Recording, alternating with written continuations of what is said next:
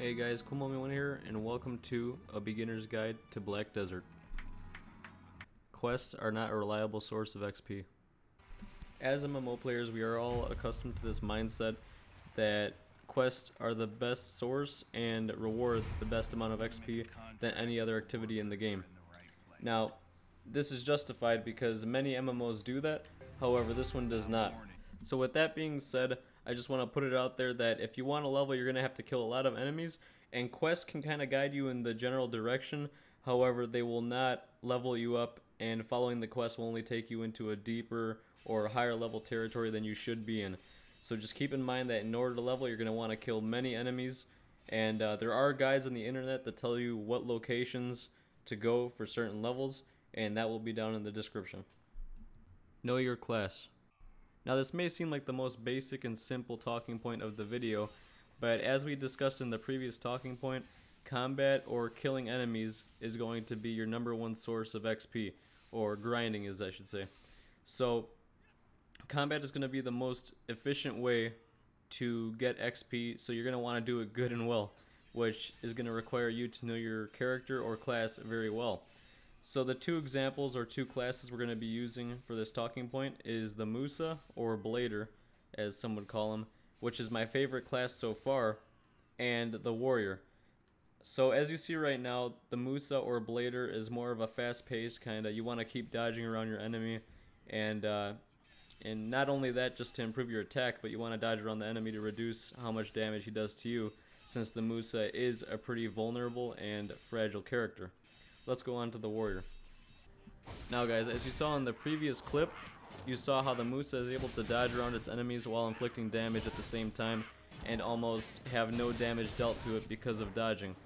Now that is not the case with the Warrior. As you see right now, the Warrior is strictly sword and board, which means sword and shield if you didn't know. So with that being said, the funniest part about it is that your most important weapon or effective weapon is going to be your shield, because it's going to not only block all frontal damage, but it's going to also build up your AP, which is the yellow bar you see under my health. So AP is used to launch attacks, or your ultimate attack, which inflict more damage than your basic, if you guys don't know that already. And the Warrior, you're just strictly going to have to block incoming attacks, launch an attack, block, and rinse and repeat.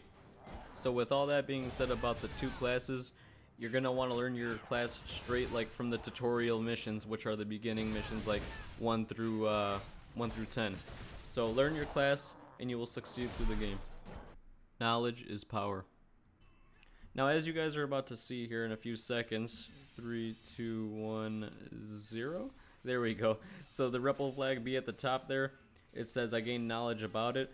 Now that not only happens for objects like flags, but that happens for these people that I'm fighting too, or any person that you fight or kill throughout the world.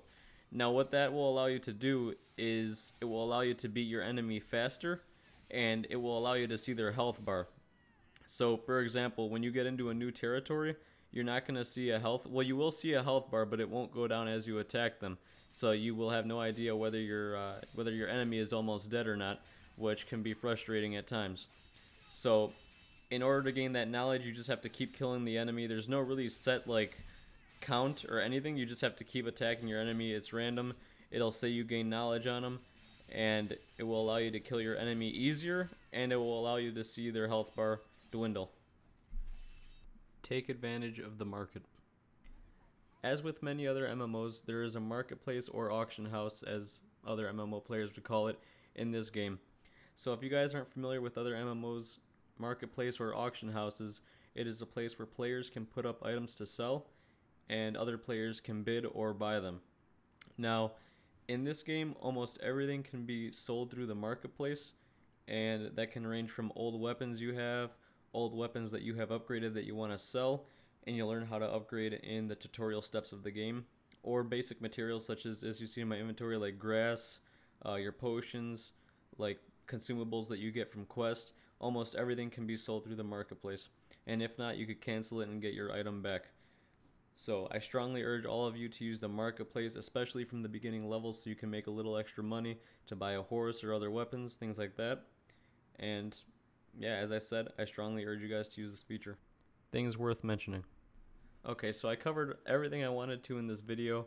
I just have two last helpful tips, or two tips to end off this video. And the first one is the weight of your coins. So if you have a little extra weight on your character and you don't know where it's coming from, it's most likely coming from your currency, and that's almost 100% of the time the case. And as you see right here, your currency does have weight, obviously, and a way to combat this is to put it in banks. So just thought I'd let you guys know that. And the last final thing to end off this video that I think is worth mentioning is the Blacksmith. Now in this game you do have to repair your gear. This might seem like an obvious thing to most of you, but if you're new to MMOs or you're just new to Black Desert Online and don't know that you have to do this yet, yes, you do have to repair your armor. You go to a blacksmith, and the NPCs that we talked about, like the marketplace, the bank, and this blacksmith right here, can all be seen if you go to the top right. There should be a square that says NPC. You click on that and then you right click wherever you want to go, and it'll show you where to go. So this concludes the video.